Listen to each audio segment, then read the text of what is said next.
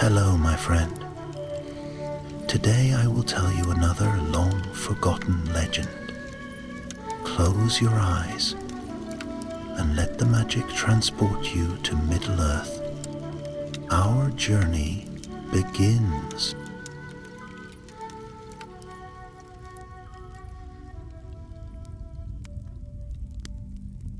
The spring of the year 2850 of the Third Age was a troubled one in the wide vales of Anduin. The river ran swift and silver, swelling from the melting snows of the misty mountains, yet the cheer of the season was dimmed by fear. For the folk who dwelt between the Carrick and the great forest of Greenwood the Great, now called by many Mirkwood, had begun to vanish. Not all at once, nor in great numbers at first, but one by one, like candles being blown out in a draught. A shepherd boy failed to return from tending his flock on the western banks. A woodcutter's wife was last seen wandering near the eaves of the forest, humming a song in a voice not her own. And soon more were gone, a pair of hunters who swore they had heard whispers in the trees, a band of traders whose horses bolted, leaving behind only broken carts. Always the same tale reached the ears of those who listened. A voice in the night, soft and strange, beckoning them eastward into shadow. The woodman called it the whisper of darkness. Rumors spread fast along the valley. Some claimed it was the work of lingering elves, grown hostile to men who had pressed too far into their realm. Others muttered of fell spirits, or of spiders weaving enchantments as well as webs. Yet the most fearful guessed rightly that the evil was no new thing, but a shadow creeping from Dol Guldur, the dark fortress hidden in the southern reaches of the forest. It was in that troubled season that Gandalf the Grey came riding into the vales. His staff was in his hand, his grey cloak about him, and his keen eyes missed little. He had long wandered Middle-earth, keeping watch upon the stirrings of the enemy, and now tidings from the woodman had drawn him north out of Lorien. The people welcomed him, though they were afraid. Gandalf's coming always brought a strange mixture of hope and unease. Some muttered that wherever the Grey Wanderer walked, trouble was never far behind. Yet others knew well that if such a one turned his steps toward their plight, they were not forgotten by the wise. The wizard listened carefully to all tales told to him by chieftains and simple folk alike. He questioned them closely. When did the whispers begin? Did all hear them, or only some? Did those taken go willingly, or were they seized by force? The answers troubled him deeply. Many who vanished seemed to follow the voice gladly, as if compelled. A few who resisted spoke of dreams so heavy and dreadful that they dared not sleep for fear of yielding to them. Gandalf saw plainly some new device of sorcery was at work, and it was growing bold enough to stretch its hand even to the open lands by the river. One evening, as the sun sank red beyond the misty mountains, Gandalf sat before the fire in the hall of a woodman chieftain. The man's name was Harith, gray of beard and weary with grief, for his youngest daughter had vanished 2 weeks past. The hall was quiet, the people fearful, the air thick with smoke and sorrow. "It is no ghost, no wandering sprite," Gandalf said at last, his voice grave. "This whisper comes from Mirkwood. I deem it a snare, woven of dark words and bound to some device hidden in the forest. Its purpose is not only to frighten, but to draw your people away, like moths to a candle, and bear them toward the south." Harith's hands clenched upon the arms of his chair. "Toward Dol Guldur." Gandalf nodded. "Yes, I fear the power that lurks there grows restless once more. Long have we suspected that a darker will than mere sorcery abides in that fortress. Now it reaches out its hand. The silence that followed was heavy. Then the old chieftain leaned forward. What can be done, Grey Pilgrim? My people vanish. We are few, and we cannot fight shadows. Gandalf's eyes glimmered in the firelight. Then I must go into the forest and find the source of this whisper. If it can be unmade, I shall unmake it. If it is guarded, I shall learn by whom. And if it be the work of the power in Dol Guldur, then at the least I will know his strength. At these words, a murmur of fear ran through the men and women gathered. Few dared tread even the edges of Mirkwood, and none would willingly set foot toward its southern darkness. But Gandalf's voice, though soft, carried the weight of iron. None doubted that he meant what he said. The next morning he set out, and 2 guides went with him. A young hunter named Farin, tall and quick-eyed, whose brother had been among the missing, and an older man called Baron, a trapper with scarred hands and a wary gaze, who knew many of the secret paths that wound beneath the black boughs. They carried bows and knives, and Gandalf bore his staff, though to the untrained eye he seemed but a weary traveler in gray. So it was that they left the river behind and turned eastward into the shadows of the forest. The trees closed about them, tall and dark, their branches heavy with age. Even in the green places of Mirkwood, the air was dim and close, and a sense of watchfulness pressed upon the travelers. By the second night, Farin swore he heard a whisper. It came faintly, like a woman's voice calling his name, though none else heard it. Baron frowned and spat upon the ground. "That is how it begins," he muttered. "Once the whisper knows your name, it will not cease." Gandalf walked in silence, his face stern beneath the brim of his hat. His hand never strayed far from his staff. Deep in his heart he felt the truth of the trap they approached, for though he had faced many perils, there was something in that whisper, something of cunning malice that chilled him to the bone. Thus began the Grey Wanderer's venture into the heart of Mirkwood to seek out the source of the whisper that had stolen away so many. None among the woodmen knew if he would return, but all prayed that if anyone could pierce the darkness, it was Gandalf the Grey. And in the stillness of that night, as they camped beneath the boughs, the first true whisper came, not faint, not guessed, but clear. It slid through the branches like a serpent's hiss, soft and beckoning, promising peace, rest, and reunion with lost kin. Farin stirred in his sleep, Baron gripped his knife, and Gandalf, wakeful, raised his staff and listened with a grim, knowing heart. The whisper of darkness had found them. The forest was alive with secrets that night, not with the whispers of wind through leaves, nor the calls of owls hunting unseen among the branches, but with a darker sound.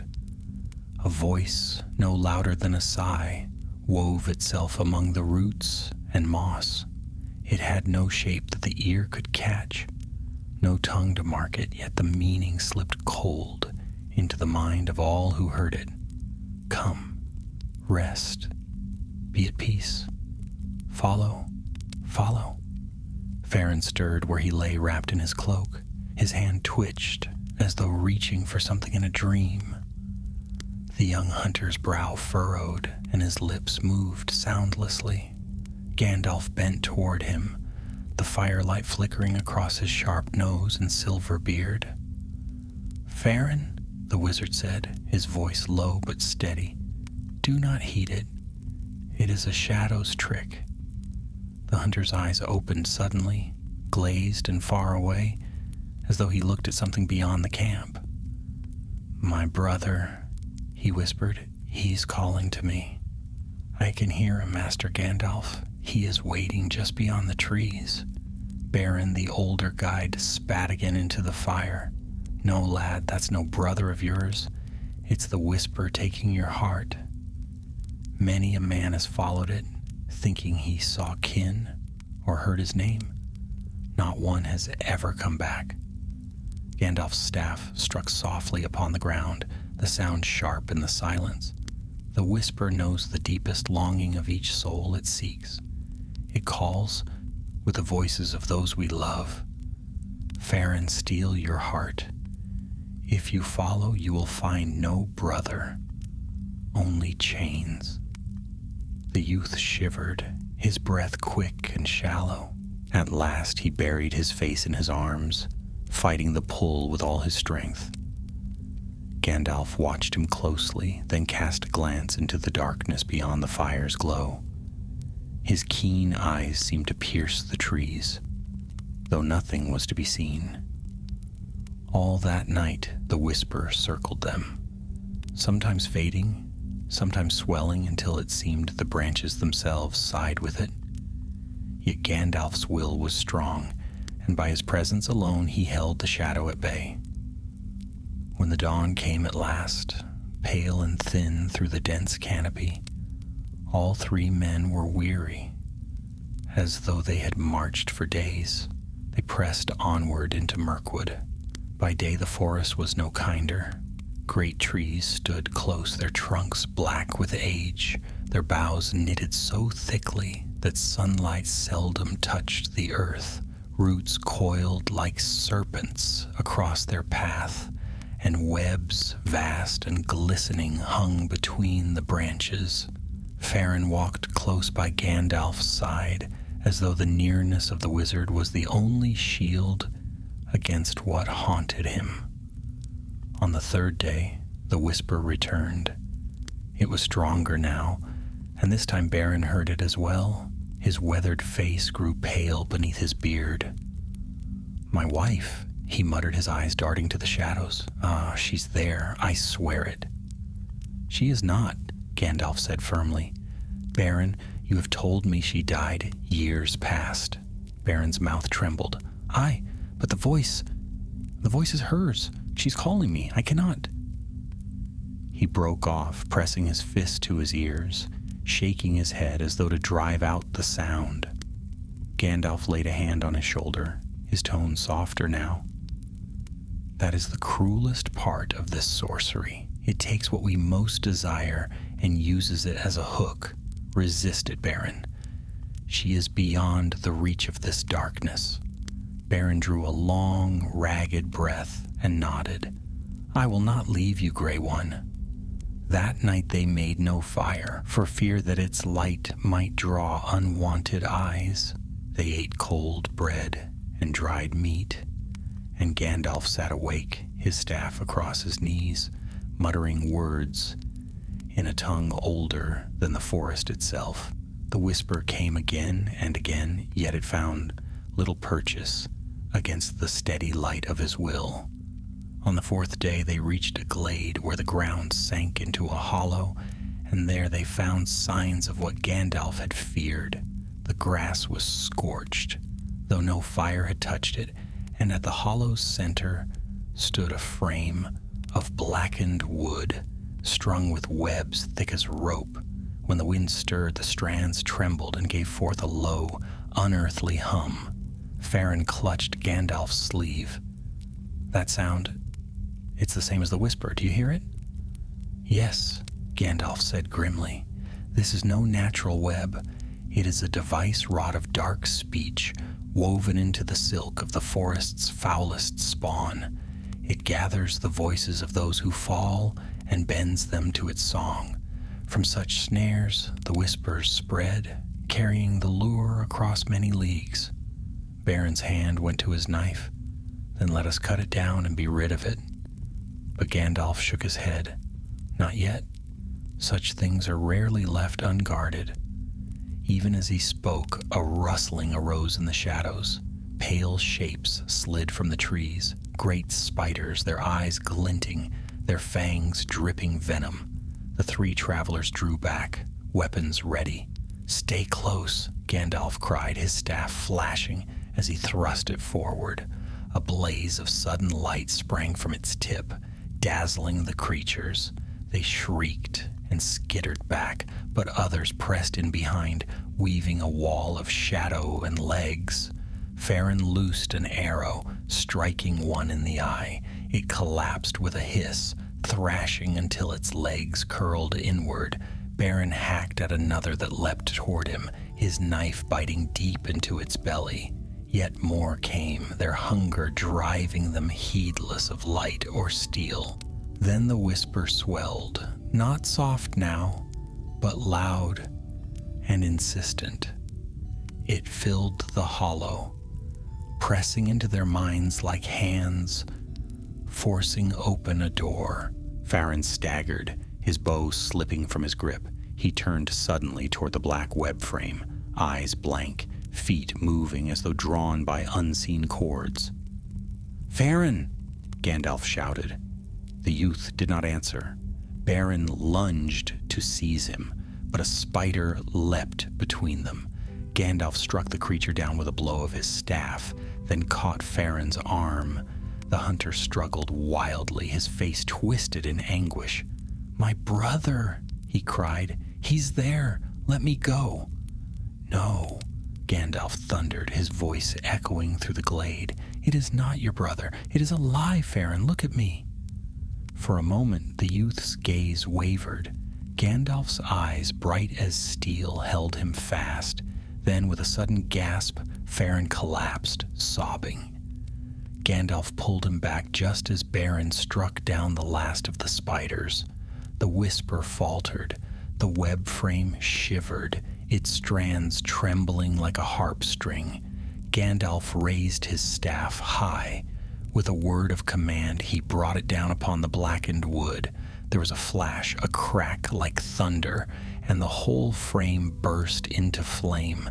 The webs shriveled, writhing as though alive, and the whisper died with a final wailing sigh.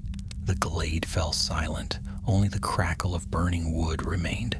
Gandalf stood breathing hard, leaning on his staff. His face was set and grave. "This was but one of many," he said at last. "There will be more such snares, strung across the forest like nets to catch the unwary. But this one is ended." Farron wiped his face with trembling hands. "I nearly followed it, Master Gandalf. I could not stop myself." "You resisted at the last," Gandalf told him. "That is what matters. Few are strong enough to do even that. Do not despair, Farron. Your heart is not weak." Beren looked at the burning ruin with narrowed eyes. "If these webs are set to draw folk southward, then what becomes of those who reach their end?" Gandalf's gaze turned south, toward the unseen heart of Mirkwood. "That is what I must learn. I fear the answer lies in Dol Guldur." At those words, the others fell silent, for even the name of that fortress seemed to darken the air. Yet in Gandalf's eyes there burned a fire that no shadow could quench. Their path was clear now. The whisper of darkness was no wandering ghost of the forest. It was a net cast wide, drawing men, elves, and perhaps dwarves as well, into the grip of the necromancer.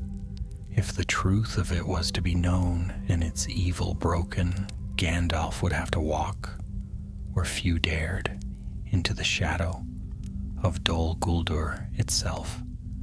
And though the journey was only begun, each of them knew that the trials they had faced so far were but the first stirrings of the greater darkness yet to come. The fire in the glade burned itself low, leaving only blackened wood and a few glowing embers. No bird sang in the trees and no insect hummed. It was as though the forest itself held its breath after the breaking of the dark web. Gandalf stood watch while the others rested. The wizard's face was lined with thought, and the light from his staff glimmered faintly in the gloom. Farron had fallen into an uneasy sleep, though now and again he muttered, calling for his brother in a broken voice. Baron, sitting with his back against a tree, sharpened his knife in silence, the rasp of stone on steel, loud in the stillness. His eyes never left the shadows between the trees. When dawn came, gray and thin, Gandalf roused them. "We cannot linger here," he said. "Others may have heard the fall of the web. The forest is alive with watchers, and we are not welcome." So they set out once more, treading deeper into Mirkwood. The path grew ever darker, the air thick and close. Even in the morning it felt as though night had settled beneath the trees. Roots twisted across the ground and great cobwebs stretched between the boughs, some as thick as a man's wrist. At times the three had to cut their way through with knife and arrow. On the second day's march, Gandalf began to notice something strange. Farron, who'd been shaken but steady after his near fall to the whisper, grew restless. He walked ahead, his eyes darting into the gloom, as though searching for something unseen. When Gandalf asked him what troubled him, the youth shook his head. "Nothing," he said too quickly. "I am only listening." "Listening to what?" Gandalf pressed. "The forest," Farron replied. "I think I can hear the voice again. Fainter now, but it is still calling me. Sometimes I hear my brother, sometimes another voice, but I want to know where it leads." Baron growled under his breath. "That is folly, lad. Didn't you near throw yourself into the web already? If you follow that sound, you'll be lost." But Farron only pressed his lips together and said no more. Gandalf's sharp eyes lingered on him, and a shadow of worry flickered in the wizard's heart. That night they camped by a black pool, its surface still as glass. The whisper came again, so faint it seemed to seep from the water itself. Baron drew his cloak tight and muttered prayers under his breath. Farron sat staring at the pool, his hands clenched, his face pale. When at last sleep came, Gandalf lay wakeful as always, his senses keen. It was well he did, for before midnight he heard the soft crunch of footsteps moving away from the camp. Rising silently, he followed, staff in hand. Farron was there, slipping through the trees like a sleepwalker, his face set and his eyes half closed. Gandalf called softly, "Farron." The youth flinched, but did not stop. "I can see him," he whispered. "My brother. He's there, just ahead. He's waiting for me. Please, Master Gandalf, let me go. I cannot leave him in the dark." Gandalf strode forward, placing himself in Farron's path. His eyes blazed beneath the brim of his hat. "You will not go, lad. That way lies Dol Guldur, not your brother. Do you think your kin lives in that place of torment? No, what you see is a shadow painted to deceive you." Farron trembled, torn between longing and fear. Then suddenly his hand darted to the knife at his belt. His eyes met Gandalf's, desperate and wild. "If you stop me, I will fight you. You do not understand. He needs me." But before the blade could rise, Baron's rough hand seized Farron's wrist from behind. "Enough!" the old trapper snarled. "You'll not stab the Grey Wanderer while I draw breath."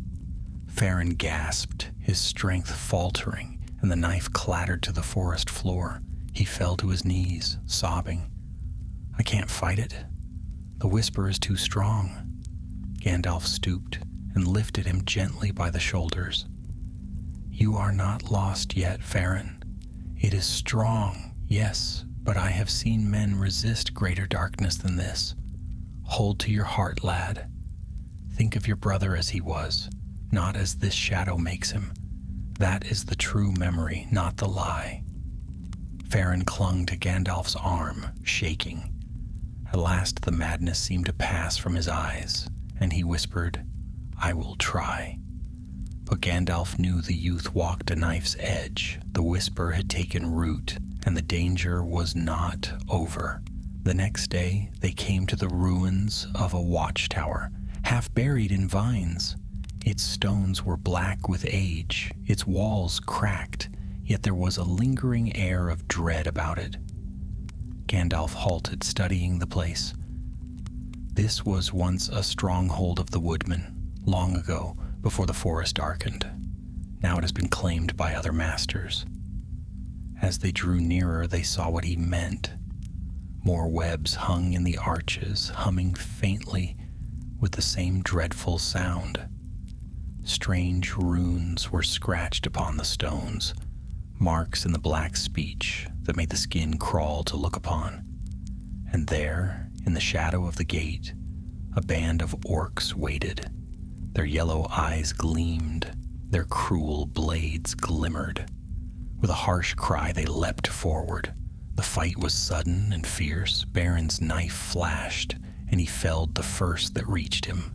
Faran loosed arrows with desperate speed, each finding its mark. Gandalf's staff shone with white fire, striking down orc after orc, his voice thundering words of power. But as the clash raged, a terrible thing happened. Faran broke away from the fight, running not from fear, but as though compelled. He dashed through the gate into the ruins, shouting, "I'm coming, brother." "Faran," Gandalf called, his voice cutting through the din. But the youth did not turn. With a curse, Beren struck down his foe and ran after him. Gandalf followed, staff blazing. They found Faran in a chamber lit by the glow of strange webs strung across the walls, each humming like a harp. In their center, a tall orc captain stood, his hand gripping Faran's arm. The youth struggled, but his eyes were dazed, and the whisper filled the chamber with cruel sweetness. Beren roared and flung his knife, striking the orc through the throat. The creature fell, dragging Faran with him. Gandalf strode forward, shattering the webs with blasts of light. The whisper wailed and died, but when the dust cleared, Beren was on the ground, an orc blade buried deep in his side. Faran knelt beside him, weeping. "Do not grieve," Beren rasped, his voice faint. "I have lived long, and this was a good fight. Listen, lad, do not follow the voices. Hold fast to the living, not the dead. Promise me." "I promise," Faran sobbed. Beren gave a last, shuddering breath, and his hand fell still. Gandalf stood over them, sorrow in his eyes. "He was a brave man," he said quietly, "and he gave his life to save yours, Faran. Do not waste his gift." The youth bowed his head, tears streaming. For the first time, he seemed truly free of the whisper's hold. They buried Beren beneath the roots of an ancient tree, marking the grave with a simple cairn of stones. Gandalf spoke words of blessing over it, and Faran swore to carry the old trapper's courage with him. Then, with heavy hearts, they turned south once more. The way grew darker still, and the shadow of Dol Guldur loomed nearer, for Gandalf now knew the truth. The whispers were not merely snares, but roads, guiding captives into the very dungeons of the necromancer. And somewhere in that fortress, if rumor spoke true, a prisoner of great importance waited, one whose fate would change the course of all their lives. The forest pressed closer around them now, each tree like a silent sentinel, each shadow thick with unseen eyes. Gandalf and Faran walked alone, for Beren lay beneath his cairn of stones, and the air seemed heavier without his gruff presence. Faran carried his bow, though his hands still trembled when he looked at them, remembering how easily the whisper had almost claimed him. Gandalf said little, yet the light in his eyes grew sharper with each step southward. On the evening of the third day since Beren's death, they came upon a broken road of ancient stone half swallowed by roots and moss. Its slabs were cracked, and black weeds grew between them, but Gandalf recognized the hand of forgotten builders. "This was once the old forest road," he said, pausing to rest his hand upon his staff. "Long ago, before Mirkwood darkened, it ran from the western mountains to the river running. Many companies of dwarves and men once trod it. Now it leads only to shadows." Farron looked about uneasily. "Is this the way the captives are taken?" "It is the way the whispers guide them," Gandalf answered. His voice was grim. "South along this road, toward Dol Guldur. If we follow it, we will learn what fate has befallen them." They set their feet upon the broken stones. The trees crowded thickly on either side, leaning as if to blot out the sky. Strange creaking sounds echoed through the branches, and once Farron thought he saw pale faces peering from the dark hollows of the wood. But when he looked again, there was nothing. That night they did not dare to sleep. Deeply, Gandalf kept watch, pacing slowly about their small fire while Farron dozed fitfully, clutching his bow. In the hours before dawn, the whisper came again. Not faint now, but clear, as if spoken by someone just beyond the ring of firelight. "Farron," it called. "Farron, my brother, come. I wait for you. The road is not long. Do not let me wander alone." The youth stirred, tears glinting in his eyes. Gandalf laid a hand on his shoulder. "Do not answer it," the wizard said firmly. "The voice is false." But Farron shook his head. "I cannot help it, Master Gandalf. It sounds so real." "Of course it does," Gandalf murmured. "That is how the enemy works.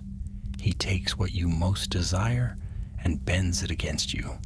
Think of Baron's last words. Hold fast to them." The youth buried his face in his hands. "I will try." By morning the voice had faded, but its echo lingered in Farron's eyes. Gandalf said nothing more, but he knew the battle within the boy was far from won. For 3 more days they walked the road, keeping to the shadows when they heard the guttural cries of orc patrols. Twice they saw companies of captives, men, women, even a few children, herded south by bands of orcs. The prisoners walked as though in a dream, their eyes empty, their feet dragging. When Farron made to reach for his bow, Gandalf seized his arm. "No, lad. We cannot fight them all. If we fall now, we will save no one. Our task is to learn not to die." The sight haunted them both. Farron's jaw tightened and his silence grew heavy, but he obeyed. At last they came to a high ridge overlooking a vast stretch of forest. Far in the distance, the southern horizon was marked by a darkness deeper than night. There stood Dol Guldur. Its walls rose black and jagged like broken teeth against the sky. Even from afar, a shadow seemed to pour from it, staining the clouds above. Farron shivered. "So that is the place." Gandalf's gaze was hard. "Yes. The Hill of Sorcery. The necromancer's stronghold. Long have we feared what power dwells there. Now I must see it with my own eyes." They descended from the ridge and pressed on, though the air grew foul and heavy. The closer they drew, the more oppressive the shadow became.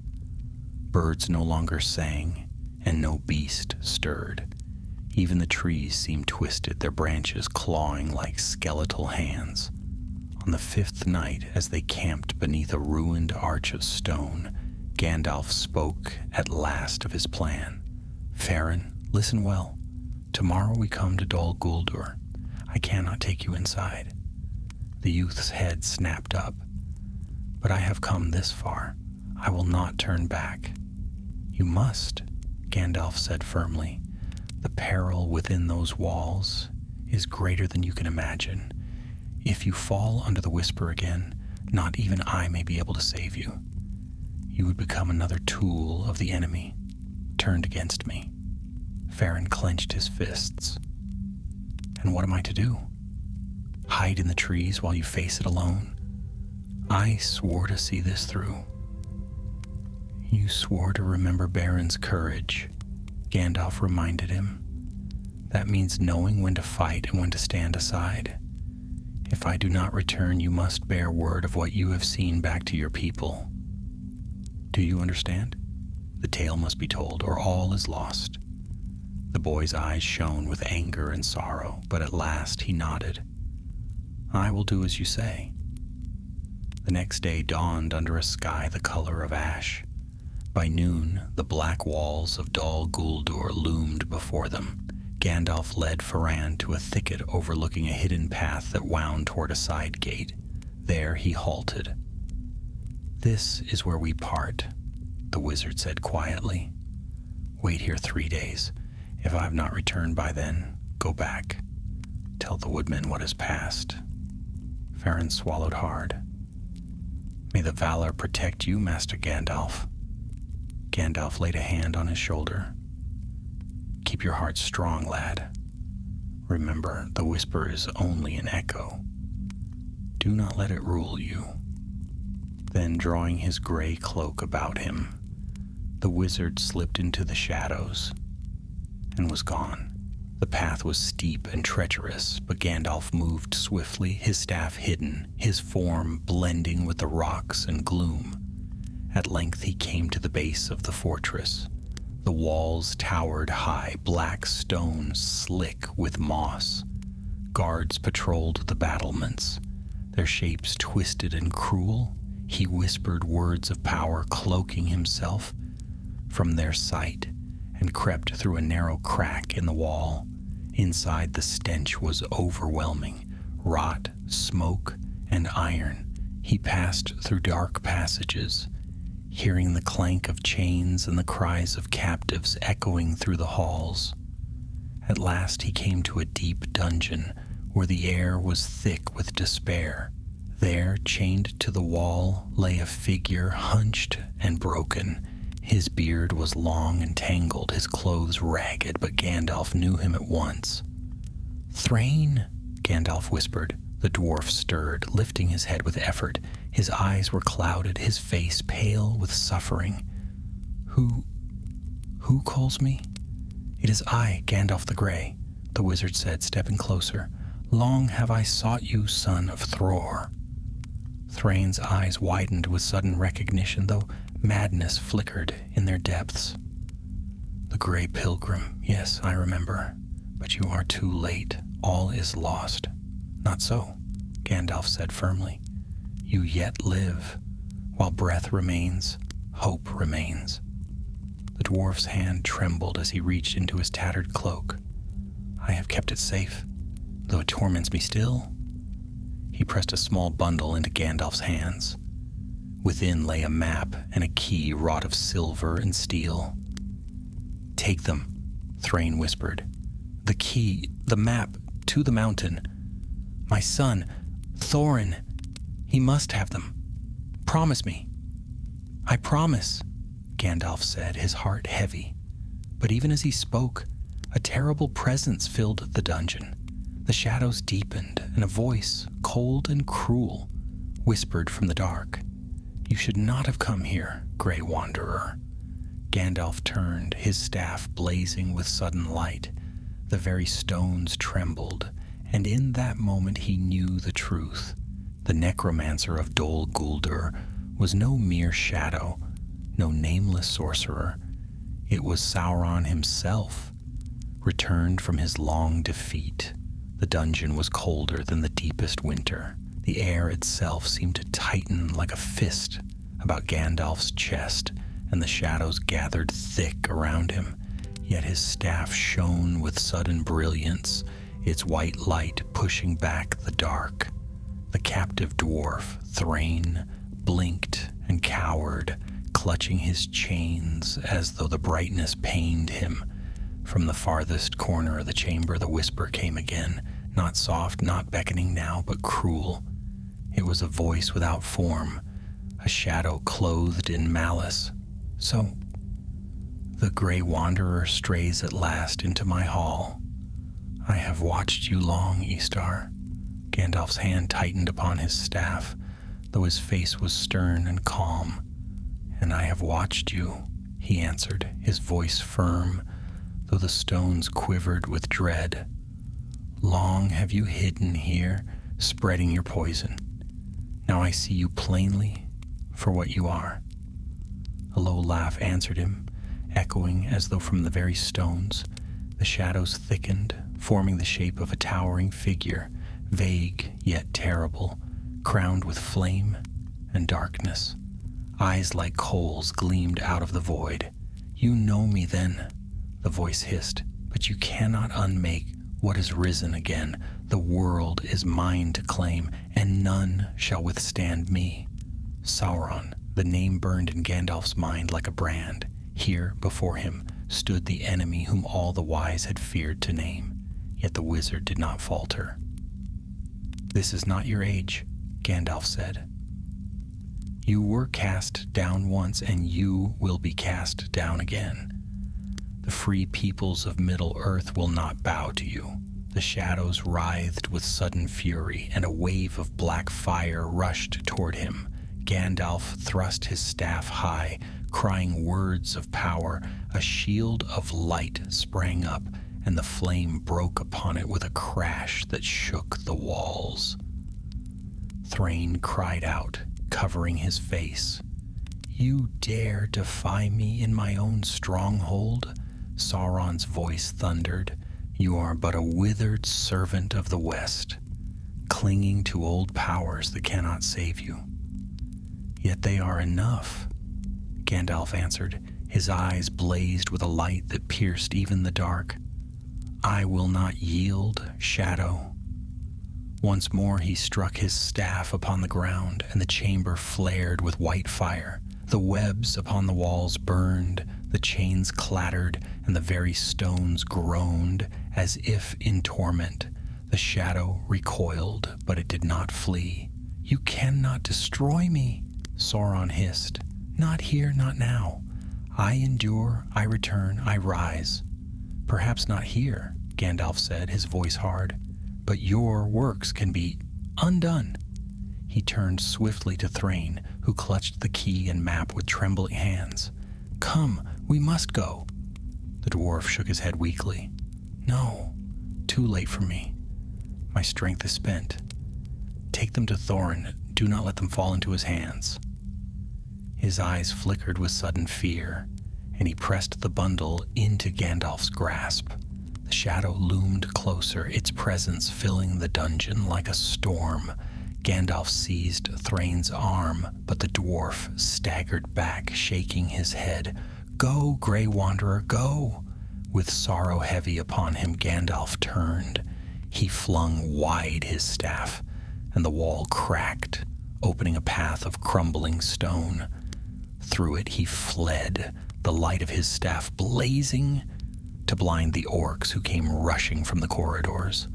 The cry of the necromancer followed him, a roar of fury that made the earth tremble. He ran through twisting tunnels, his cloak billowing, his staff striking foes aside with bursts of white flame.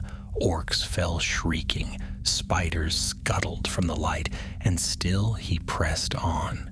Behind him, the dungeon shook with the wrath of the shadow he had defied. At last he came to a gate that opened upon the night. The towers of Dol Guldur loomed above, dark against the storm clouds that gathered, but beyond lay the forest. With a final word of power, Gandalf struck the iron doors. They burst apart, and he sprang out into the open air. The night wind struck him like a wave, cold and foul with the stench of sorcery. Yet the stars glimmered faintly above, and that light gave him strength. He did not pause, but fled into the trees, vanishing into shadow. Behind him, Dol Guldur shuddered. A terrible cry rang out from its highest tower, echoing for leagues across the forest. The voice of Sauron filled with wrath. All creatures of darkness stirred at that sound, and the shadow of the fortress deepened.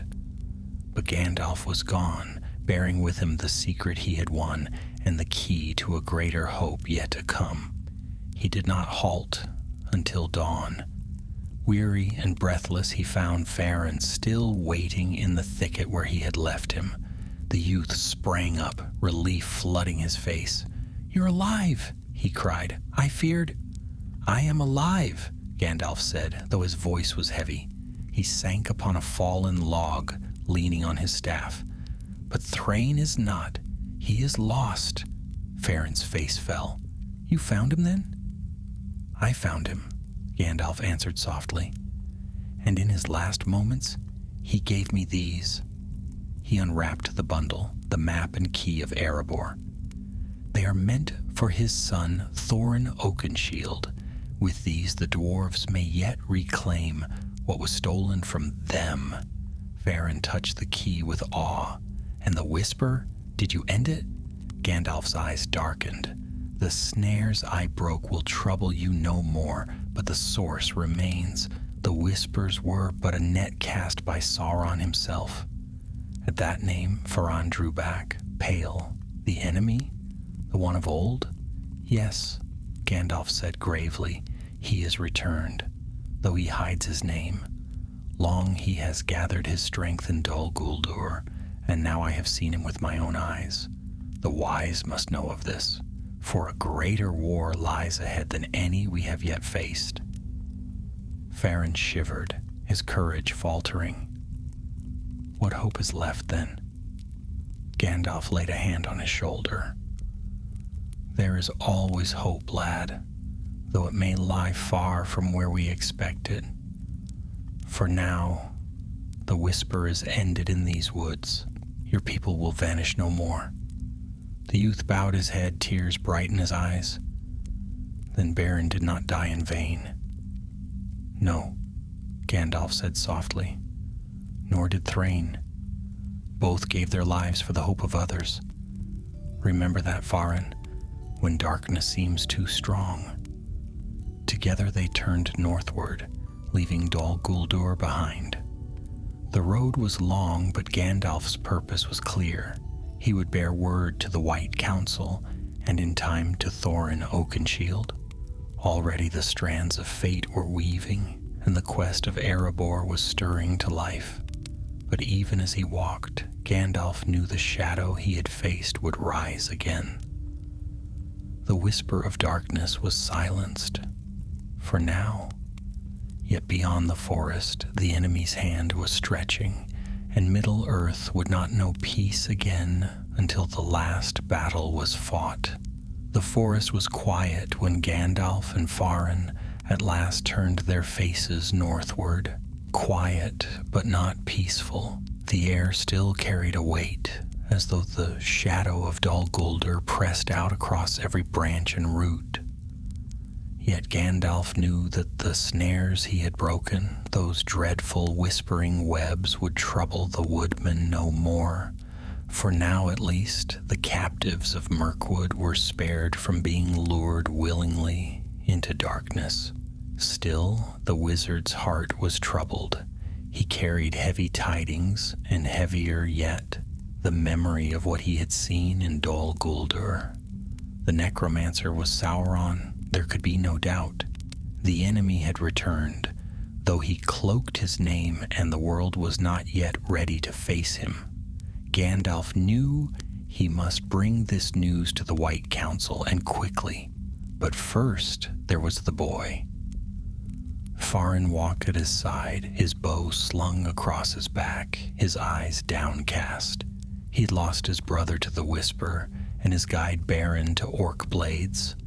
He had faced the shadow more closely than any of his folk, and the burden weighed heavily on him. Gandalf cast him a sidelong glance, then spoke gently. "You have borne more than most men twice your age could endure. Do not let despair master you." Farin shook his head.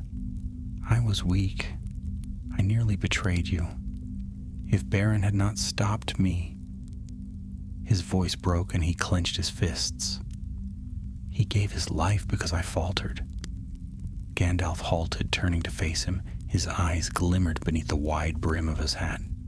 No, Beren gave his life because the world is filled with darkness. And in such times, even the bravest may stumble. You did not betray me, Farron. You stood fast at the last, and that is what counts. The youth's face worked, but at last he nodded. I will try to remember. Do more than try, Gandalf said, placing a hand on his shoulder. Remember it and live by it. The days ahead will call for courage, and you have it in you. So they walked on, leaving behind the blighted trees and thick webs, and slowly the forest grew lighter. The oppressive air eased, and birds began to sing again. By the time they reached the old forest road once more, the whisper had faded entirely, like a dream after waking. When at last they came to the Vales of Anduin, the woodmen received them with astonishment. Few had believed Gandalf would return at all, for none who entered that deep into Mirkwood had ever come back unchanged. Yet here he stood, weary but unbowed, with young Farron at his side. The people gathered around their fire, eager for tidings. Gandalf told them what he could, that the whispers had been silenced, that no more would their folk be drawn into the forest against their will. Relief washed over them, though fear lingered still in their eyes, for they could see in Gandalf's face that darker truths were left unspoken. At last Harith the chieftain rose, his beard untrimmed, his eyes hollow with grief for his lost daughter. He bowed low before Gandalf. You have saved what remained of my people. For that you will ever have our thanks. But tell me, Grey Wanderer, what of those already taken? Did you find them? A silence fell. Gandalf's gaze softened, yet his words were grave. I found only chains and shadows, those who were led south. I fear they are lost, yet you must take hope, for no more will vanish into that fate. Guard your folk well, Harith, and remember the cost that has been paid. The old man bowed his head. So be it. We will remember. That night Gandalf spoke long with Faran in the chieftain's hall. The boys sat apart silent until at last Gandalf pressed him. What will you do now? Farron's eyes were fixed on the fire. I should go south and avenge my brother, but I know I cannot. Beren's words still ring in my ears. Hold fast to the living, not the dead. Perhaps I should stay with my people. They will need hunters still. Gandalf studied him carefully. That is a wise choice, but remember, there is more to the world than these vales. Your road may not end here, though you cannot see its turning yet. One day you may find yourself called again. The boy gave a small smile, though sorrow still shadowed it. If that day comes, I will not falter. Gandalf nodded, satisfied. The next morning, as he prepared to depart, Farron came to him and pressed into his hand a simple arrow fletched with gray feathers. Take this, Master Gandalf, so that you will remember us, remember Beren and my brother and all the woodmen. If ever you need us again, show this arrow, and we will come. Gandalf accepted it with a bow. I will remember, Farron, more than you know. So they parted. Farron returned to his people, and Gandalf turned his steps westward, bearing with him the bundle Thrain had given, the map and the key of Erebor. His mind was heavy with thought, for this chance gift might prove a weapon against Sauron in days yet to come. The road was long. He crossed the great river, skirted the northern edge of Lorien, and made for the lands of the elves. Everywhere he went, he saw signs of unease, shadows stirring in the mountains, orcs roaming bolder than before, travelers whispering of strange voices in their dreams. Though he had silenced the snares in Mirkwood, the greater power behind them stirred still. At last Gandalf came to Rivendell, where Elrond half-elven received him in his fair house. The halls were filled with light and song, but Gandalf's tidings cast a shadow, even there. "Elrond," Gandalf said as they walked together beside the flowing Bruinen, "the enemy stirs again. Long we have wondered who the necromancer of Dol Guldur truly was. Now I tell you plainly, it is Sauron himself." Elrond's face grew grave, though he did not seem surprised. "I feared it might be so. Long have we doubted the strength of the shadow in the south. If it is indeed Sauron, then all the free peoples stand in peril." "He gathers his strength," Gandalf said, "yet he is not ready for war. He hides still, biding his time. That may be our chance, to strike before he grows too strong." "Then the White Council must be called," Elrond said. "Saruman must be told, and Galadriel also. This news cannot be delayed." "Agreed," Gandalf answered. "Yet there is another matter. Thrain, son of Thror, I found in the dungeons of Dol Guldur. He is dead now, but in his last hour he gave me this." He showed the map and the key. Elrond studied them with keen eyes. "The secret entrance to Erebor," he murmured, "and the key to open it. Strange indeed that they should fall into your hands, Gandalf." "Strange, or perhaps fated," Gandalf said softly.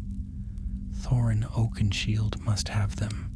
His line has wandered long without hope, yet with these he might reclaim the kingdom of his fathers, and if Erebor were restored, it would stand as a bulwark in the north, a shield against the enemy's rising power." Elrond nodded slowly. "Perhaps so. Yet Thorin is proud, and his heart burns with old wrongs. If he takes up this quest, it will not be without peril." Gandalf sighed. "All roads are perilous now, but I deem this one may be worth the risk. When next I find Thorin, I will place these in his hand." So the seeds were sown, though neither yet knew how far they would grow. That night Gandalf sat alone, smoking his pipe as the stars wheeled overhead. The shadow of Sauron lay heavy upon his thoughts. But so too did the glimmer of hope in the key and map. Perhaps, just perhaps, the fate of Erebor would prove the turning of the tide. And far to the east, in the black halls of Dol Guldur, the enemy stirred upon his throne of shadows. His wrath was not forgotten, nor his gaze turned aside. The whisper of darkness had been broken, but his hand was not stilled. The game was only beginning, and all Middle-earth lay within its board. The days in Rivendell passed quietly, though Gandalf's mind never knew rest. He spoke often with Elrond, and his tidings spread swiftly among the wise.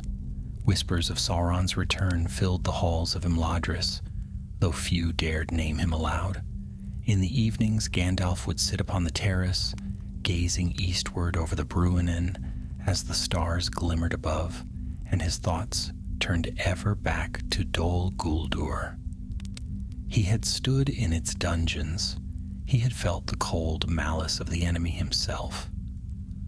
There could be no doubt now. The shadow was growing, and if it were not checked, soon it would spread like a storm across Middle-earth.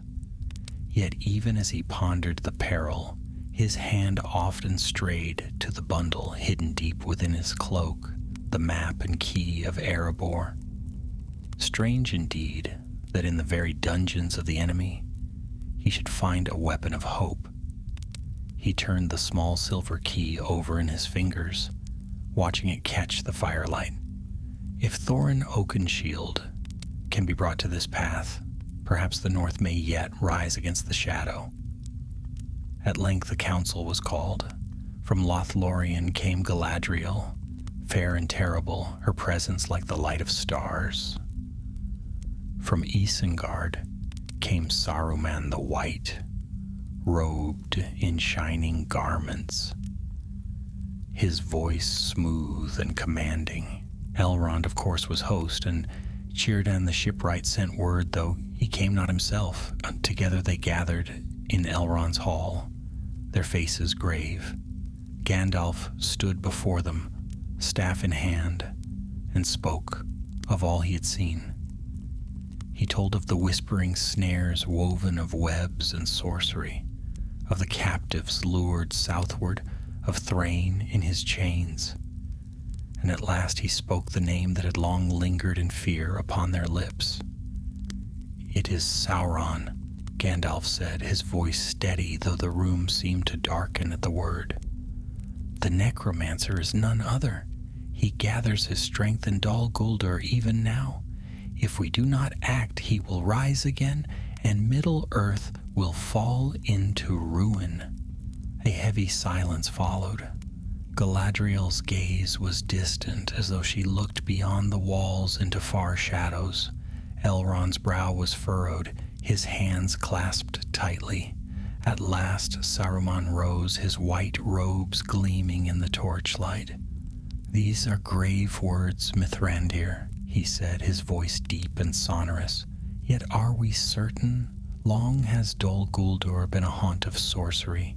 Many evils could take such a guise. I do not doubt you faced a great peril, but to name it Sauron, that is no small claim." Gandalf's eyes flashed. "I do not speak from guesswork, Saruman. I stood before him. I felt his presence, his power. No lesser spirit could wield such strength.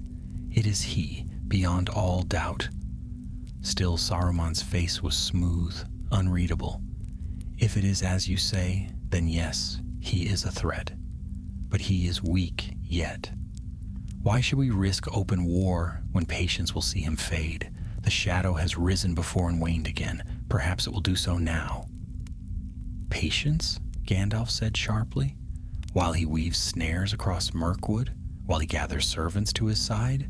No, Saruman. This is no time for waiting. We must strike while he is not yet strong." Galadriel's voice cut through the rising tension, soft yet commanding. "I believe Mithrandir. My heart tells me his words are true. The shadow grows, and it will not fade of its own accord. We must act." Elrond nodded slowly. "If Dol Guldur is indeed the seat of Sauron, then to leave him there unchecked is folly. He must be driven out." Saruman's eyes glimmered, though his smile was thin. "Very well. If you all insist, we may in time prepare such an assault. But not yet. We must gather strength, make plans. Haste would only bring ruin." Gandalf bit back his reply. Something in Saruman's tone unsettled him, though he could not yet put a name to it. Reluctantly, he let the matter rest, though his heart was unsatisfied. That night, as the council parted, Galadriel came to Gandalf beneath the starlight. Her gaze was piercing, and he felt as though she read his very thoughts. "You are troubled, Mithrandir," she said. "I am," he admitted. "Saruman counsels delay, but delay is what Sauron most desires. Already his roots spread deep. If we wait, the day may come when even our strength cannot uproot him." Galadriel's eyes softened, though her voice was firm. "Then do what you can, even if the council does not follow. You have a gift for stirring hearts to courage. Use it.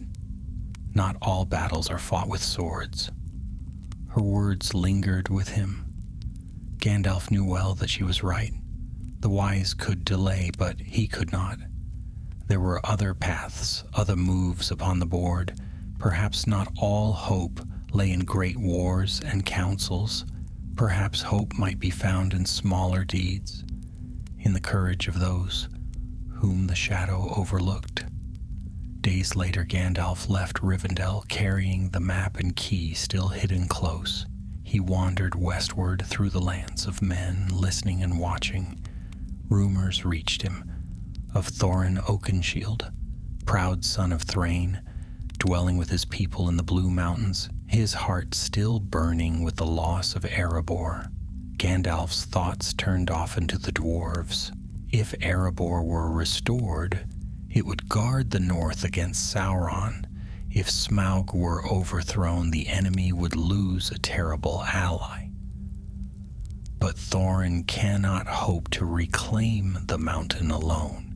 He needs more than pride in dwarves. He needs cunning. He needs a burglar. The seed of an idea began to form. Yet before he could set that plan in motion, Gandalf turned once more to the Vales of Anduin. He had promised Farin he would return, and his heart urged him to keep that promise. The boy had stood against the shadow bravely, and perhaps there was more in him yet. When Gandalf came again to the woodmen, they greeted him as an honored guest. Much had changed since his last visit. The people no longer vanished into the forest, and though grief still lay upon them, they had begun to rebuild. Hunters laughed again, children played in the fields, and Harith the chieftain stood straighter, though his beard was grayer than before. Farin was among them, stronger now, his shoulders broadening, his eyes clearer. He greeted Gandalf with joy, pressing into his hand the arrow he had once given. "You kept it," he said. "I keep all promises." Gandalf replied with a smile. They walked together by the river, speaking of many things. Farin told him how the woodmen had grown bold again, venturing further into the forest to hunt and cut timber. Yet they did not stray too far south for fear of Dol Guldur. "And what of you?" Gandalf asked. "Do you still hear the whisper?" Farin shook his head. "No, not since that day. Sometimes in dreams I hear my brother's voice, but it is not the same. It is only memory, not shadow." "That is well," Gandalf said. "Hold fast to that. The shadow can be resisted if the heart is strong." As they spoke, Gandalf's eyes lingered on the young man. He would not tell him yet of the greater war that loomed, but he knew the day might come when the woodman would be called again. And when that day came, he believed Faran would not falter. That night, Gandalf sat once more by the fire in Harith's hall, smoke curling from his pipe. He thought of Dol Guldur, of Sauron, of Thorin Oakenshield, and of a hobbit he had not yet met but soon would. The strands of fate were weaving swiftly, and he could feel the pattern beginning to take shape. The whisper of darkness was ended, but the war of the ring had already begun to stir. The summer waned as Gandalf wandered westward once more through wild lands and quiet villages where news of the world passed slowly. To the common folk, the gray pilgrim was a curious sight. Tall and bent, with his wide-brimmed hat and weathered staff, his cloak patched with travel, he was welcomed in some places, eyed with suspicion in others. Yet wherever he went, he listened, for often the smallest rumor bore truth hidden beneath it.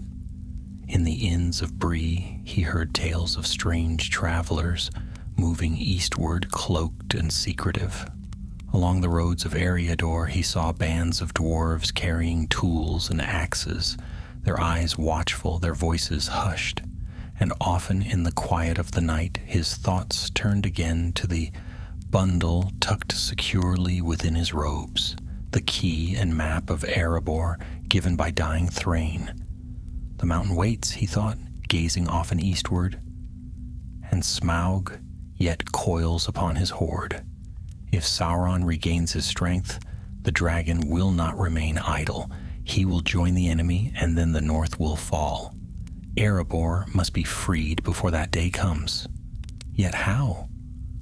Thorin Oakenshield was proud, but he was not blind. He longed for Erebor, but without cunning or aid, his people could never hope to drive out Smaug. They would need a burglar, someone the dragon would not notice until too late. It was this thought that lingered in Gandalf's mind one cool autumn evening, as he came once more to the Inn of the Prancing Pony in Bree. The common room was lively with talk and laughter, pipe smoke curling toward the rafters. Gandalf settled himself in a corner with a tankard of ale, listening as he always did. It was then that the door banged open, and a company of dwarves entered. They were travel-worn, their cloaks dusty, their boots heavy. At their head strode a tall, broad-shouldered figure, his dark hair streaked with gray, his beard long and proud. His eyes were sharp and stern, and he bore himself with the dignity of a king. Though he wore no crown, Gandalf's own eyes narrowed. He knew this one by sight, though they had not spoken in many years. Thorin, son of Thrain, heir of Erebor Oakenshield. The dwarves claimed a table, and ale was brought. Their voices rose in deep song, filling the inn with echoes of stone halls and far mountains. Yet Gandalf did not join them at once. He sat, watching, considering. At last, when the song ended and the common room quieted, he rose and crossed to Thorin's table. "Well met, Thorin Oakenshield," Gandalf said, bowing slightly. "It has been many years." Thorin looked up, his eyes narrowing. Recognition flickered there. "Gandalf the Grey, I remember you. What brings you to Bree, of all places?" "The same as always," Gandalf replied with a faint smile. "I go where I am needed, and often where I am not wanted. And you, Thorin? What business brings the heir of Erebor so far from his halls in the Blue Mountains?" At this, Thorin's jaw tightened. "You know well what business weighs upon me. My people are exiles, scattered and diminished. Erebor lies in the grip of the dragon, and every year that passes our hope fades. I have wandered long, seeking counsel, but I have found no aid. No king will raise his sword against Smaug, and no wizard has yet offered me a path." Gandalf's eyes glimmered. "Perhaps that is because the path you seek is not one of swords." Thorin frowned. "Then what is it? You speak in riddles." "Not riddles," Gandalf said. He leaned closer, lowering his voice. "Listen, Thorin. Long have I watched the shadows gathering in the east. Smaug sits in Erebor, upon a hoard of wealth and ruin. Do you think Sauron has forgotten him? No. If the dragon joins the enemy, the north will be lost. Gondor cannot aid you, for its strength wanes. The elves will not march, for their hearts turn inward. But you and your company, may yet strike a blow that none else can." Thorin's eyes burned. "How? Tell me plainly." Gandalf reached within his cloak and drew forth the bundle. Carefully he unwrapped it, revealing the map and key. The firelight glimmered upon the silver. Thorin's breath caught. These were my father's. Where did you find them?" "In Dol Guldur," Gandalf said softly. "Your father was captive there. I found him in chains near Broken, but in his last hour he gave me these and bade me deliver them to you. He is gone now, Thorin, but his will yet speaks through these gifts." Thorin's hands trembled as he took the key, holding it as though it were a relic of his father's very heart. His voice was rough with grief and fire. My father was in Dol Guldur? And you say he gave these to you?" "He did," Gandalf said, "and with them hope. For here is a secret way into the mountain, one Smaug does not know. With cunning, with stealth, you may enter unseen. But force will not win you this battle. You will need guile, Thorin. You will need a companion who can pass without notice, one who may steal where you cannot. Thorin looked up sharply. A thief, you mean? A burglar, Gandalf said, smiling faintly. One who can slip past a dragon's guard where all others would fall. Thorin scowled. And where am I to find such a one? Few in Middle-earth would dare it. Perhaps, Gandalf said, but I know of one who might. He lives not far from here in a land called the Shire. He is small, unassuming, and has never seen a dragon in his life. Yet there is more to him than meets the eye. His name is Bilbo Baggins. The dwarves murmured, baffled. Thorin stared at Gandalf in disbelief. A hobbit? You would send a hobbit against Smaug? I would send him with you?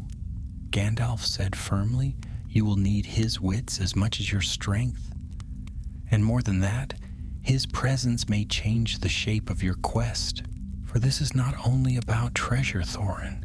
It is about the fate of the North and the hope of all free folk. Thorin's eyes darkened, his pride wrestling with doubt. Yet in the end, he looked again at the key in his hand, and the fire in his heart flared anew. If my father gave this into your keeping, then I will trust it. Very well, Gandalf. Bring me this hobbit of yours. We will see if he has the courage for what lies ahead. Gandalf smiled, though the weight of foresight pressed heavily upon him. Then it is settled. Tomorrow I shall lead you to him, and so the quest of Erebor shall begin. Outside, the night deepened over Bree. The stars burned cold above the inn, and in the east, the shadow of Dol Guldur brooded still. Yet within the prancing pony, two powers had met, the pride of Thorin Oakenshield and the cunning of Gandalf the Grey. From their union, the first sparks of a greater fire were kindled, one that would burn across all Middle-earth. The whisper of darkness had been broken, but its echo lingered in Gandalf's heart. He knew the war was far from over, yet he also knew this. In the hands of a hobbit from the Shire lay a chance, slender but real, to turn the tide. And so the stage was set. The morning in Bree dawned cold and misty. A gray fog drifted through the streets, clinging to the eaves of the prancing pony and muting the clatter of hooves on cobblestones. Inside the inn, Thorin Oakenshield and his company of dwarves stirred, packing their gear, sharpening axes, and muttering in low voices. Gandalf, however, was already awake and gone, striding swiftly along the road westward. His cloak was drawn tightly about him, his staff in hand, his thoughts set on a land far quieter than Bree, the Shire, a place of small fields and hobbit holes, where folk thought more of breakfast than of dragons, and where the great storms of the world seldom reached. Few beyond its borders even knew of its people, and fewer still gave them thought. But Gandalf had not forgotten them. It had been long since he last wandered that land, but he remembered it well. The rolling hills, the smell of pipeweed, the simple cheer of hobbit laughter. And one hobbit in particular, who as a boy had once run at his heels, begging for fireworks at midsummer, Bilbo Baggins. As he walked, Gandalf spoke softly to himself, as was often his way. Yes, Bilbo, quiet, comfortable, respectable. He will say no, of course. He will sputter and protest and shut his round green door, but there is something in him, something tookish, hidden deep, waiting to be stirred, a spark, and sparks, when tended, may yet light great fires. He quickened his pace, for he knew the time was short. Thorin was impatient, and the shadow in Dol Guldur would not sleep forever. Smaug still brooded on his hoard, and if ever he turned his fire to Sauron's service, the north would fall. No, the hobbit must be found, and quickly. By the third day he came to the borders of the Shire. The land rose into gentle hills, dotted with burrows and gardens, with smoke curling from chimneys. Hobbits bustled about their business, glancing curiously at the tall stranger who passed among them, but none dared stop him. Gandalf smiled, for he knew well enough what they whispered. There goes that odd fellow again, the one with the fireworks. At last he came to Hobbiton, perched on the slope of the hill. There, beneath the great oak, was a round green door with a shining brass knob. A neat little garden grew before it, and the air was rich with the smell of baking. Gandalf paused, resting on his staff, and chuckled. "Well, Bilbo Baggins," he murmured, "let us see if you are ready for an adventure." He raised his staff and knocked. There was a shuffle inside, and the door opened a crack. A round, cheerful face peered out, with bright eyes and curly hair. Bilbo Baggins looked up in surprise at the tall, gray figure on his step. "Good morning," Gandalf said cheerfully. Bilbo blinked. "Good morning?" Then, realizing whom he addressed, his brow furrowed. "Wait, Gandalf? Gandalf the wizard? Not Gandalf who made such fireworks at Old Took's midsummer parties?" "The very same," Gandalf said, bowing. "I thought you might remember me." "Well, I never," Bilbo exclaimed. "But what brings you here? Not fireworks, I hope. This is hardly the season." "No fireworks today," Gandalf said. His eyes twinkled, though his voice was steady.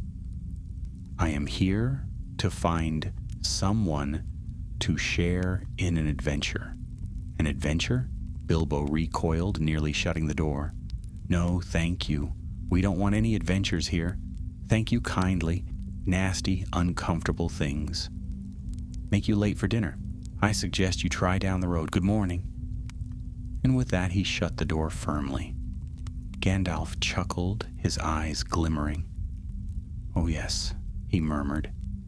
"He is exactly as I thought. But he will not escape so easily." He raised the end of his staff and scratched a mark upon the door. That evening, Thorin and his company came to Hobbiton. The inn at Bree had emptied of their presence, and now 12 dwarves and their leader followed Gandalf's directions to the green door under the hill. They knocked, and Bilbo, bewildered and flustered, found his house filling rapidly with unexpected guests. Gandalf arrived last, settling himself at the head of the table. He let the dwarves eat and drink, their voices rising in deep song that made the walls shake. Bilbo sat wringing his hands, torn between awe and outrage. At last Thorin rose, his voice grave.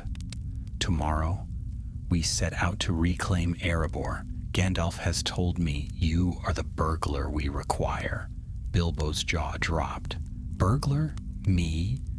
I beg your pardon, but I'm not a burglar at all. I'm a Baggins of Bag End, and respectable. Thank you very much." But Gandalf only smiled, puffing at his pipe. "You may not be a burglar now, Bilbo Baggins, but there is more in you than you know. You will see." That night Bilbo hardly slept. Dreams of dragons and mountains filled his mind, and when morning came he told himself firmly he wanted no part of it.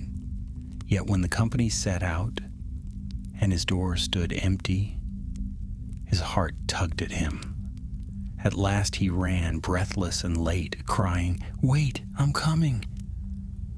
Thus began the quest of Erebor, though Bilbo never knew how deeply the fate of Middle-earth was tied to it. For Gandalf knew what the others did not. This was no mere adventure for treasure. It was a move in a greater game, a blow against the rising shadow. If Erebor was restored, if Smaug was cast down, then when Sauron rose again, as rise he surely would, the north might yet hold firm, and so Gandalf rode with Thorin's company, guiding them by unseen hand. Yet in the back of his mind the memory of Dol Guldur lingered. The whisper of darkness had been silenced, but not ended. Sauron's gaze was turning outward once more, and his wrath would not rest. In the days to come, Gandalf would part from Thorin's company to return to the south to join the White Council in their assault upon Dol Guldur. But for now, he let the dwarves sing, and he let Bilbo find his courage, step by step. Sometimes hope was kindled not by great armies or councils, but by the smallest of folk standing where none else dared. And in that thought, Gandalf found comfort. The company of Thorin Oakenshield pressed eastward, and Bilbo Baggins found himself caught in a life he had never imagined, plodding along muddy roads, shivering by smoky campfires, and waking each morning to the gruff laughter of dwarves. Gandalf rode with them in those first days, ever watchful, ever guiding. The wizard spoke little of his deeper thoughts, but when Bilbo faltered, Gandalf was there with a word or a glance, steadying him. Yet as they drew nearer to the wild, Gandalf's mind turned again to the south. The memory of Dol Guldur burned in him still, and the shadow of Sauron loomed like a storm cloud. He had not forgotten the council's debate, nor Saruman's smooth words urging delay. Gandalf had seen enough to know delay was folly. Sauron must be driven out, or all their hopes would wither. So, one night, as the company camped by the edge of the misty mountains, Gandalf sat apart, his eyes glimmering in the firelight. Thorin came to him, his brow heavy with thought. "You will not come with us to Erebor," Thorin said. It was not a question, but a statement. Gandalf turned, his gaze steady. "No, my road lies elsewhere for a time, but do not think I abandon you. This quest is needful, and I will aid it in what ways I can. Yet there are greater shadows stirring than Smaug, and if they are not checked, no kingdom of dwarves will stand against them."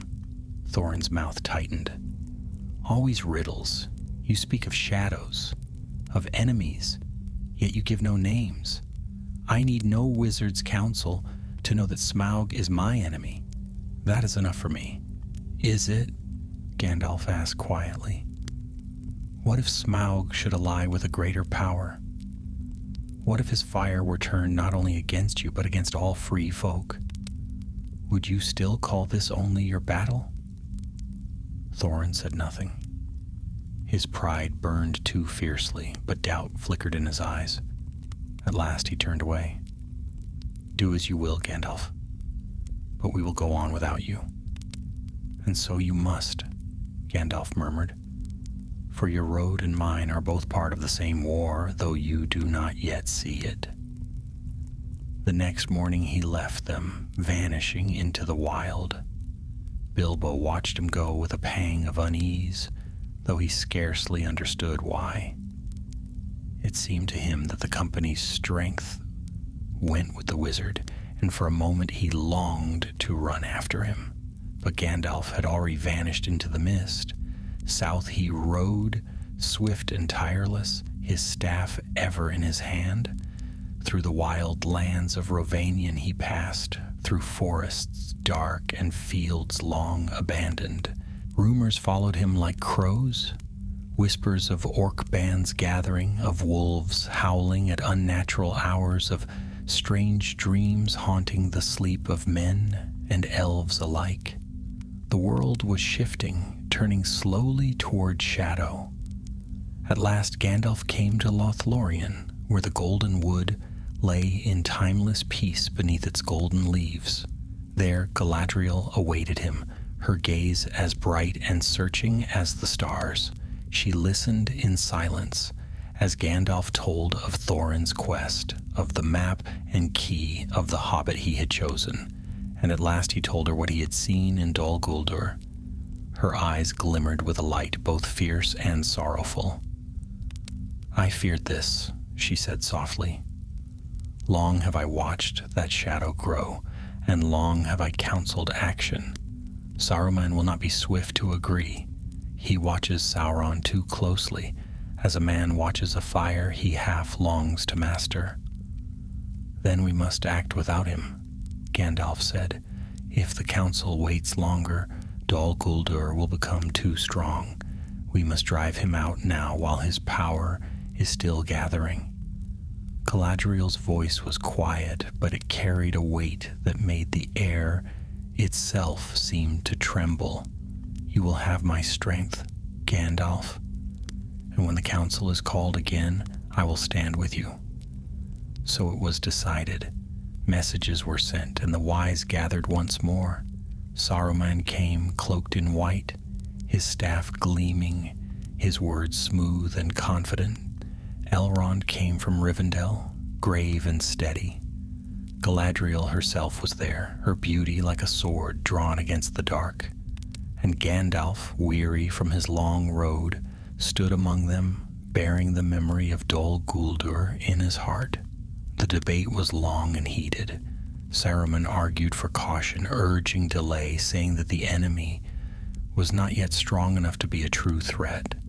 Elrond spoke of the growing shadow, of whispers and dreams that reached even to his hidden valley. Galadriel spoke with quiet force, declaring that Sauron's hand must be checked before it closed too tightly. Gandalf, who had seen him face to face, would not be silenced. At last, with Galadriel's voice lending weight to his, the council agreed. They would march upon Dol Guldur. The necromancer would be driven from his stronghold and his schemes broken for a time. The march itself was swift and silent. Elven warriors from Lothlorien moved like shadows through the trees, their bows ready. Wizards walked at their head, staffs gleaming. They came upon Dol Guldur like a storm, striking without warning. The walls shook with thunder. As the wise unleashed their power, elves filled the air with arrows, driving back orcs and fell beasts. Saruman's staff blazed with white fire, and his voice rang with spells that shattered stone. Galadriel's light shone like a star, banishing the dark. And Gandalf, he strode into the halls he had once crept through in secret, his staff blazing, his voice calling words of command that echoed like thunder. The necromancer's wrath rose to meet them. Darkness poured from the towers, black flames roared, and creatures of shadow clawed their way into the light. For a time it seemed the very forest trembled with his fury. Yet even Sauron was not ready for open war. He had not yet gathered his full strength. The assault of the White Council was too great, too sudden. With a cry of rage that split the sky, the necromancer abandoned his stronghold. A vast shadow rose from Dol Guldur, streaming north and east like a storm cloud. The very air grew cold, and the sun was blotted out. Then, slowly, the darkness faded, and Dol Guldur stood empty. The council entered its halls. Chains lay broken, webs hung in tatters, and the stones still smoldered with dark fire. Gandalf stood in the chamber where he had found Thrain, and his heart ached with memory. But the shadow was gone, for now. "He has fled," Elrond said, his voice low. "Yes," Gandalf answered, "to Mordor, I deem. There he will gather strength again. We have won a respite, not a victory, but it will suffice." Saruman stood apart, his face unreadable. "So be it. The necromancer is gone, and Dol Guldur is broken. Let us hope this will be the end of him." Gandalf glanced at him sharply, for he heard the false note in his voice. Saruman's eyes lingered too long on the ruined fortress, as though he saw not a danger defeated but a prize lost. Yet he said nothing, for now the shadow was lifted. The woodmen could walk their woods in peace. The elves of Lorien could breathe more freely, and the quest of Erebor might go forward without Smaug's fire kindling in Sauron's hand. But Gandalf knew the truth. Sauron would return. The whisper of darkness was silenced, but only for a while. The enemy had been driven out, not destroyed. The war was yet to come. And in the north, a hobbit walked with 13 dwarves toward a mountain where a dragon slept. Their fates were bound together, though none yet knew how closely. The smoke of battle still clung to the air around Dol Guldur. The black walls of the fortress stood scarred and broken, the great gate torn asunder, the very stones reeking of sorcery driven out. Yet even in ruin, the place was grim. No birds sang in its towers, and no water flowed fresh through its courtyards. The enemy had fled, but his mark remained. Gandalf stood upon the battlements, with Galadriel at his side, his cloak stirring in the wind. From there he could see far to the east, where the dark line of the Mountains of Shadow rose faint upon the horizon. Mordor. "He goes home," Gandalf said quietly. Galadriel's eyes, bright and searching, never left that distant land. Yes, he will gather his strength there. The ring is not yet found, but he will seek it. When he has it, all will be lost. Gandalf's hand tightened upon his staff. Then we must ensure he never finds it. If it lies hidden still, let it remain so. The wise must be vigilant. Too long we have debated while he worked in secret. That mistake we cannot afford again. Galadriel inclined her head. And yet, Mithrandir, I see that the burden will not fall upon the wise alone. Already smaller hands are stirring in this game, hands he does not yet see and so does not fear. Cherish that, for it may be our only hope. Her gaze turned eastward again, as though she looked past mountain and plain into the heart of the Shire itself. Gandalf followed her eyes, and a faint smile touched his lips. He thought of Bilbo Baggins running late and breathless down the road from Bag End, crying that he was going on an adventure. Small hands indeed, but brave. When Gandalf returned northward, the mood of the world seemed lighter. In the vales of Anduin, the woodmen greeted him with joy. No longer did their people vanish into the forest. No longer did whispers haunt their dreams. The snares had been broken, the shadow driven away. Harith the chieftain clasped Gandalf's hand in his great weathered grip. "You kept your word, Grey Pilgrim. My people walk free again. The whisper of darkness troubles us no more." Farin was there as well, taller now, his shoulders broad, his eyes steady. He stood proudly among the hunters, a bow across his back. When Gandalf met his gaze, the young man smiled. "I feared I would never see you again," Farin said. "And yet here I am," Gandalf answered warmly. "You have kept well, I see." Farin nodded. "We are stronger now. A forest still holds its dangers, but no one has vanished since you broke the webs. My people look to me more than before. They say I stood against the shadow and lived." His face grew sober. "I try to be worthy of that." "You are," Gandalf said gently. "Remember Baron's words. Hold fast to the living, not the dead. You have done so, and that is enough." Farin bowed his head. "I will never forget."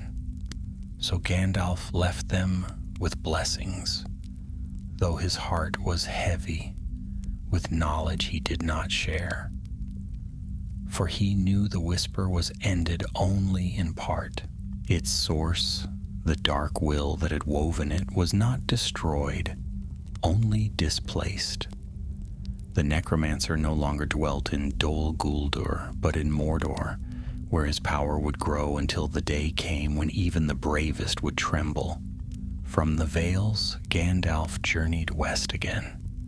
The lands were stirring with rumor of Thorin Oakenshield and his companions. who had vanished into the wild with a hobbit from the Shire in tow. None knew their purpose, but Gandalf knew every step. He had set them on that road, and he watched from afar as the story unfolded. Through tidings carried by birds and wanderers, he heard of their capture by goblins, of wolves driven back by fire, of Bilbo's strange escape in the dark. His heart leapt when he learned the hobbit had found courage enough to face down trolls and spiders, and pride stirred in him as if Bilbo were his own kin. Yes, Gandalf thought often, I was right to choose him. The small may yet do deeds, the great cannot. Yet his own path remained bound to the greater war. He rode often between Rivendell and Lothlorien, speaking with Elrond and Galadriel, keeping watch on the movements of orcs and the whisper of spies. Ever his eyes turned south, where the fires of Mordor glimmered faint in the night. And in Isengard, Saruman the White sat in his tall tower, his eyes narrowing whenever Gandalf spoke too fiercely of Sauron's danger. There was unease in him now, a restlessness that Gandalf could not name, but it troubled him deeply. So the years passed, and the threads of fate grew tighter. Thorin's company reached Erebor, and the dragon Smaug was slain. A great battle was fought in the shadow of the mountain, where elves, men, and dwarves stood together against the hosts of the enemy's creatures. There Gandalf was present, and there he saw Bilbo Baggins return to his quiet home at last, changed forever. And though many mourned the fallen, Gandalf knew their victory was no small thing. Smaug was gone. Erebor was restored. The north had gained a strength it had long been without. And when Sauron returned, as return he surely would, that strength might prove vital. Yet still, the memory of Dol Guldur lingered in him as sharp as ever. The whisper of darkness had been only the beginning, a test of what the enemy could do with fear and deceit. Now Sauron was abroad once more, and his true power was yet to be seen. Gandalf carried that knowledge like a hidden weight, even as he smiled and smoked and laughed with hobbits in the Shire. He alone remembered the cold voice in the dungeon, the eyes of fire in the dark. He alone had seen how close despair had come to breaking even the bravest hearts. And so he resolved never to forget, never to grow idle. He would wander still, watching, guarding, stirring courage where he could, for the war was not ended. It had only begun. One evening many years later, Gandalf sat once more at Bag End with Bilbo Baggins. The hobbit was older now, rounder about the middle, yet still sharp of wit and filled with stories of his journey. He laughed as he poured the tea, and Gandalf chuckled along, though his thoughts were elsewhere. At length Bilbo asked, "Tell me true, Gandalf. Why me? Why ever did you choose me, of all hobbits in the Shire, to go off with those dwarves?" Gandalf's eyes twinkled, but his answer was quiet. "Because, my dear Bilbo, I once faced a darkness that whispered sweet lies to all who heard it. It nearly took the hearts of many, strong and proud, but not mine. And I thought, if a hobbit, small and humble, could stand where others faltered, then perhaps there was hope for us all. And I was right." Bilbo blinked, baffled but pleased, and raised his cup in salute. Gandalf smiled, though his gaze turned eastward, beyond the Shire, beyond the mountains, to where a shadow moved still upon the world. He had silenced the whisper of darkness once, and he would do so again if need be. For as long as he wandered Middle-earth, he would not let the voice of Sauron rule unchallenged. Thus ended the tale of Gandalf and the whisper of darkness. Yet in truth, it was only the beginning of the greater war that would one day engulf all the world.